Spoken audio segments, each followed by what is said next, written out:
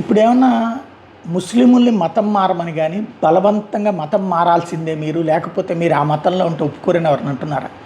లేదా వాళ్ళకి సంబంధించినటువంటి మత వివాహాల్లో పెళ్ళిళ్ళల్లో మీరు చేసుకోవడానికి వీల్లేదని ఎవరిని అంటున్నారా? లేదా వాళ్ళ జీవన విధానం నువ్వు ముస్లిం కాబట్టి నీకు ఉద్యోగం ఇవ్వనని కానీ, లేకపోతే ముస్లిం కాబట్టి నీకు భోజనం పెట్టమని కానీ, లేకపోతే నువ్వు ముస్లిం కాబట్టి నీకేం అమ్మమని కానీ ఎవరిని అంటున్నారా? వాళ్ళ దగ్గరికి కొంటున్నారు, తింటున్నారు, వాళ్ళు వ్యాపారంలో భాగమవుతున్నారు, అంతా నడుస్తుంది.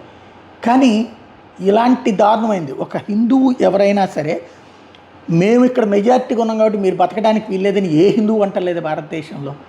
ఇంకా ఇవాళకి కూడా బుజ్జగింపు చర్యలు మైనార్టీల పట్ల జరుగుతా మెజారిటీ అయినటువంటి హిందువుల బ్రతుకుల్లో తేడా వస్తుందయా, మాకు ఏమో అన్యాయం జరుగుతుంది, మీకు న్యాయం ఎక్కువ జరుగుతుందని మాత్రమే అంటున్నారు. కానీ మా రోజు వచ్చిన రోజున మీరెవ్వరూ బతకరు అనేటటువంటి స్టేట్మెంట్లు ఇస్తున్నటువంటి ఒక ఎంఐఎం లీడర్కి సంబంధించినటువంటి అంశం ఇప్పుడు పెద్ద ఎత్తున వైరల్ అవుతుంది. ఎందుకు వీళ్ళు ఇట్లాంటి స్టేట్మెంట్లు ఇస్తారు అన్నటువంటిదే ప్రధానంగా అర్థం కానటువంటిది.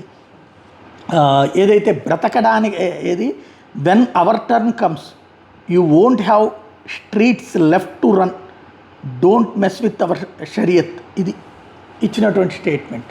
ఎందుకు ఇట్లాంటి స్టేట్మెంట్లు ఇస్తారు అంటే, నువ్వు మతరాజ్యం తీసుకొస్తానంటున్నావు, మరి హిందూ మతరాజ్యం తేలేదే హిందువులు, అదే కదా ఇక్కడ తేడా.